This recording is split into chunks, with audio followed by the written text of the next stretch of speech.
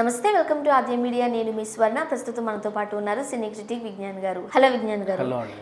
ఈ మధ్య కాలంలో ఒక సినిమా ఒక ప్రాజెక్ట్ స్టార్ట్ చేశారు అని అంటే ఎన్ని డేస్ స్టార్ట్ అవుతుంది, అంటే ఎన్ని డేస్ షూటింగ్ జరుగుతుంది, ప్రీ ప్రొడక్షన్కి ఎంత, మార్కెటింగ్కి ఎంత, ఎప్పుడు థియేటర్లో రిలీజ్ చేయాలి, ఇవన్నీ ముందే అనేసుకుంటున్నారు. డేట్స్తో సహా అనౌన్స్ చేయడం జరుగుతుంది. ఆ తర్వాత వివిధ కారణాల ద్వారా ఏదైనా ఉంటే అటు ఇటుగా మార్పులు జరుగుతున్నాయి, కానీ మ్యాక్సిమం ఒక క్లారిటీతోనే వెళుతున్నారు. ఇది సంక్రాంతికి, ఇది దసరాకి అన్నట్టుగా. అయితే ఇప్పుడు మనం ఒకసారి మాట్లాడుకున్నట్లయితే ఇటు ఇండియన్ 2, అటు గేమ్ చేంజ్, ఇవి రెండు కూడా శంకర్ గారు డైరెక్ట్ చేస్తున్నారు. సో ఆల్మోస్ట్ రెండు షూటింగ్స్ పూర్తి కావస్తున్న నేపథ్యంలో రిలీజ్ ఎప్పుడు అని, ఇప్పుడు ఇండియన్ 2 రిలీజ్ని బట్టి ఈ గేమ్ చేంజ్ని రిలీజ్ చేయాలంటూ ఆలోచనలో పడ్డారట. ఏంటి కమల్ హాసన్కి రామ్ చరణ్కి ఈ మధ్య ఎట్లా జరిగే అవకాశం ఉంది? వీళ్ళిద్దరి మధ్య వార్ అనుకోవాలా? బేసిక్ ఇంకా చెప్పాలంటే కమల్ హాసన్ గారు మన ప్రభాస్ సినిమాలో కూడా ఒక కీలక పాత్రలో పోషిస్తున్నారని కూడా మనకు ఒక వార్త వచ్చింది. దానికి ఏకంగా 150 కోట్లు తీసుకుంటున్నారంటూ కూడా వార్తలు. అవి ఎంతవరకు నిజమో కానీ అదొక పక్కన పెట్టేస్తే అసలు విషయానికి వస్తే, ఫస్ట్ యాక్చువల్గా విక్రమ్ కంటే ముందే ఇండియన్ 2 షూట్ ఎప్పుడో స్టార్ట్ అయింది. దాన్ని సాగదీస్తా వచ్చారు. ఆ తర్వాత చాలా ఇబ్బందులు పడ్డారు. కొన్నిసార్లు షూటింగ్లు వాయిదా వేసి ఇంకేదో చేసి చాలా రకాలుగా ఇబ్బందులు పడ్డ తర్వాత లాస్ట్కి మొన్న మళ్ళీ ఈ మధ్యకాలంలో వచ్చినప్పుడు స్టార్ట్ అయింది. అది ఆగినప్పుడు శంకర్ ఏం చేశాడంటే ఇది మళ్ళీ ఎప్పుడు ఉంటుందో తెలియదు అనే క్రమంలోనే ఆయన వీళ్ళకి మన దిల్ రాజుకి డేట్లు ఇచ్చుకున్నాడు. సో సరే, దిల్ రాజు డేట్లు ఇచ్చాడు ఈ సిచ్యువేషన్, బట్ అక్కడ మాత్రం కమిట్మెంట్ అది కంప్లీట్ చేయాలి. అది ఒకవేళ స్టార్టింగ్లో కొంచెం కమల్ హాసన్ గారు డేట్లు ఇష్యూ, ఆ గవర్నమెంట్ కూడా ఇష్యూ అయింది. ఒక రకంగా కొంచెం అట్లా పడ్డది. అప్పట్లో జయలలిత కమల్ హాసన్ సినిమాలని చాలా టార్చర్ పెట్టింది అనమాట. అది మనం చూసాం. అది కాస్త కంటిన్యూ అయింది. నెక్స్ట్ ఇప్పుడు వీళ్ళ ప్రభుత్వం వచ్చిన తర్వాత మంచిగానే రన్ అవుతుందని చెప్పుకోవాలి. సో ఇప్పుడు చూసుకుంటే ఇప్పుడు దీని నిర్మాత వీళ్ళే, ఉదయనిధి స్టాలిన్, మన సో లైకా ఎంటర్టైన్మెంట్స్ వీళ్ళదే కాబట్టి. తర్వాత ఇంకొక శుభకరణ్ అని ఇంకొక ఆయన కూడా ఉన్నాడు, ఇంకో నిర్మాత. రెండు పెద్ద బ్యానర్లు ప్లస్ దీన్ని రిలీజ్ చేసేది ఎవరనుకున్నాం? బాలీవుడ్ సంస్థ యష్ రాజ్ ఫిలిమ్స్. ఇంతమంది అండ్ రత్నవేలు కెమెరామెన్, ఇంకా సంగీతం కూడా ఏఆర్ రెహమాన్తో పాటు అనిరుద్ధ్ కూడా ఉన్నాడు. అంటే ఒక 2 సాంగ్ ఆయనకి ఇచ్చాడు, ఈయనకి ఇచ్చారు. అంటే ఫస్ట్ ఏఆర్ రెహమాన్ స్టార్టింగ్ ఒప్పుకున్నప్పుడు ఆయనతో కొన్ని పాటలు అయ్యాయి. ఇప్పుడు మళ్ళీ కంటిన్యూషన్లో అనిరుద్ధ్ జాయిన్ అయ్యాడు. ఇట్లా ఇన్ని వేరియేషన్స్ వెళ్తున్నప్పుడు ఇంకా ఉదయనిధి స్టాలిన్ అంటే అతనికి ఇప్పుడు ప్రజెంట్ వాళ్ళ ప్రభుత్వమే ఉంది. ప్రెషర్ ఎక్కువ ఉంటుంది డైరెక్టర్ మీద. ముందు ఈ సినిమా కంప్లీట్ చేయండి, నెక్స్ట్ తర్వాత మిగతా చేయండి. ఇది ఎప్పటి నుంచో సాగుతున్నారు.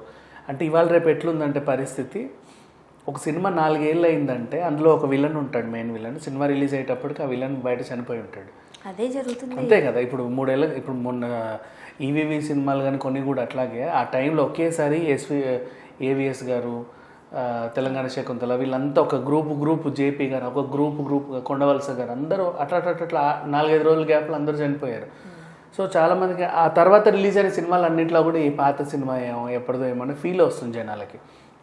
సో దాన్ని ఇచ్చేయడానికని ఫస్ట్ అప్పటికే కొన్ని చేంజెస్ చేశారు.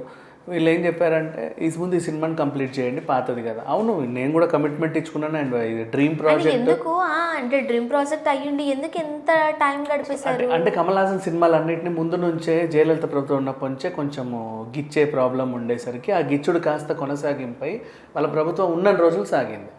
ఎప్పుడైతే వాళ్ళది మారిందో తర్వాత అప్పటి నుంచి మళ్ళీ ఇది పట్టాలు ఎక్కి ఇప్పుడు కంప్లీట్ అవుతా వస్తుంది. కాకపోతే అంతకుముందు వీళ్ళు షూట్ చేసిన దాంట్లో కొంతమంది ఆర్టిస్టులు లేరు, కరోనా తర్వాత చనిపోయారు.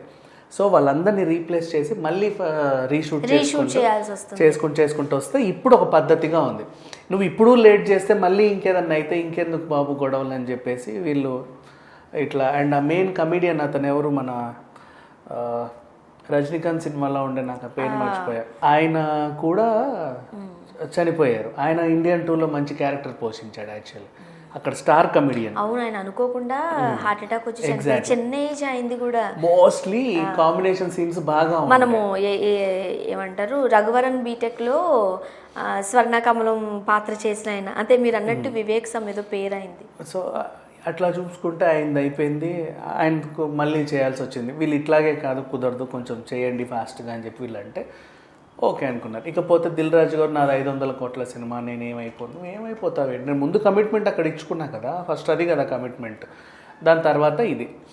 సో ఇప్పుడు దిల్ రాజు గారు స్టార్ట్ చేసి పాపం ఈయన కూడా శరవేగంగానే చేశాడు. ఈయన ఏమనుకున్నాడంటే కొంచెం శరవేగంగా షూటింగ్ కంప్లీట్ చేస్తా ఉంటే ఏదో రకంగా ఫాస్ట్గా అయిపోతుంది తొందరగా, తర్వాత ఈయన ఇండియన్ 2కి వెళ్ళిపోయి వాళ్ళ బాటలో వాళ్ళు పడతారులే అని అనుకున్నాడు. కానీ అట్లా కాకుండా ఇక్కడ ఏం జరిగింది, వీళ్ళ రెగ్యులర్ షూటింగ్ ఏదైతే ఉందో దానికి కూడా కొంచెం జాప్యం వచ్చింది. సో అట్లా ఇది అంటే ఈయన నెలకి 15 రోజులు ఇక్కడ 15 రోజులు అక్కడ, 15 డేస్ ఇక్కడ 15 డేస్ అక్కడ ఇస్తున్నాడు. అది ముందా ఇది ముందా అన్నట్టుంది. ఇక్కడేమో భారీ ఫైట్లు, భారీ సెట్లు వేస్తున్నారు. ఇది కాస్త అక్కడ కూడా భారీ ఫైట్లు, భారీ సెట్లు, మధ్యలో వర్షాలకి కొన్ని తడుస్తున్నాయి, ఎండుతున్నాయి. ఇవన్నీ కూడా మైండ్లో పెట్టుకొని వీలైనంత త్వరగా కంప్లీట్ చేద్దామని చూస్తున్నారు. అండ్ ఇంకోటి ఏంటంటే తమిళ షూటింగ్లు తమిళనాడులోనే జరగాలని మొన్న ఒక రీసెంట్లీ రోజా వాళ్ళ హస్బెండ్ సెల్వం అని గట్టిగా మాట్లాడేసరికి అప్పటి నుంచి భయంకరంగా వీళ్ళు ఇంతకుముందు ఏం చేశారంటే రావుజీ ఫిలిం సిటీకి తెచ్చేసారు రెండు. ఎందుకంటే ఇక్కడ చాలా మంది కాస్టింగ్ వాళ్ళు తెచ్చి అజిత్ సినిమా అది ఇది అంటే ఇక్కడ నుంచి ఆర్టిస్టులను పట్టుకెళ్లేవాళ్ళు, తెచ్చేసి 2 సెట్లు పక్కన వేసేసి డైరెక్టర్ ఒకటే కాబట్టి 2 రోజులు ఇట్లా సైమల్టైన్స్ కంప్లీట్ చేశాడు. ఎప్పుడైతే రోజా వాళ్ళ హస్బెండ్ సెల్వం అని గట్టిగా ఆ రోజు మాట్లాడాడో వాళ్ళు కూడా ఏకీభవించి అవునండి మీరు ఇట్లా వెళ్ళకండి అంటే ఇప్పుడు ఇండియన్ 2 కాస్త తమిళనాడుకి వెళ్ళిపోయింది. ఇప్పుడు ఈయన ఇటు అటు అప్ అండ్ డౌన్ ట్రావెల్ చేస్తా ఒక రకంగా షూటింగ్ కంప్లీట్ చేస్తుంటే మోస్ట్లీ డిసెంబర్ కల్లా ఒకవేళ ఇండియన్ 2 వస్తే సమ్మర్కి రామ్ చరణ్ తేజ సినిమా వచ్చే అవకాశం ఉంది తప్ప ఈ మధ్యలో అయితే రాదు. బట్ దిల్ రాజు ఏమనుకుంటున్నారంటే ఆయనకి సంక్రాంతి సెంటిమెంట్ కాబట్టి సంక్రాంతి కల్లా ఈ సినిమాని రిలీజ్ చేస్తే బాగుంటుంది, రామ్ చరణ్ సినిమా సంక్రాంతికి వస్తే బాగుంటది అని అనుకున్నాడు. కాకపోతే ఏంటంటే అదే టైంకి చిరంజీవి గారి సినిమా కూడా ఏదో పట్టాలెక్కుతుంది సంక్రాంతికి అన్నారు. ఎన్నొచ్చినా సరే సంక్రాంతి అనేది నాట్ సజెస్టబుల్ ట్రేడ్ పండితులను, ఎందుకంటే సంక్రాంతికి ఖచ్చితంగా 2-4 సినిమాలు ఉంటాయి. బాలయ్య గారు అందులో కన్ఫర్మ్ ఎప్పటి నుంచో బుక్ చేసుకుంటారు. ఎవరున్నా లేక 4 సినిమాలు ఉంటాయి, అన్ని కూడా 100 కోట్ల సినిమా ఉంటాయి. అన్ని సినిమాలు కలిస్తే 500 కోట్ల బిజినెస్ రావడం కష్టం. నువ్వు 500 కోట్ల సినిమా తెచ్చి అందులో ఇరికిస్తే నీకు 100 కోట్లు కూడా రావు. సో అది కాసి ఇది ఒక సోలో డేట్ కావాలి నీకు, సింపుల్ డేట్. ఒక సోలో డేట్ అనేది ఉన్నప్పుడు దాంట్లో నువ్వు కాస్త అటా ఇటా ఏదో చూసుకొని ఆ టైంలో రిలీజ్ చేసుకుంటే నీకు వచ్చే డబ్బులు నీకు వచ్చే అవకాశం అయితే. ఓకే, సో ఏది ఏమైనా నాకు తెలిసి ఇండియన్ 2 అక్కడదైనా సరే కమల్ హాసన్ గారి సినిమా కాబట్టి ఇక్కడ కూడా క్రేజ్ ఉంటుంది.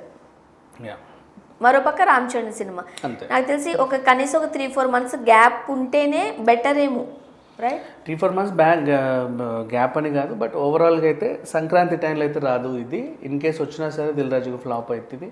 తర్వాత ఇంకేదైనా సిచ్యువేషన్లో వచ్చి సోలోగా రిలీజ్ అయితే కానీ దీనికి అవకాశం ఉండదు. Thank you so much. Thank you.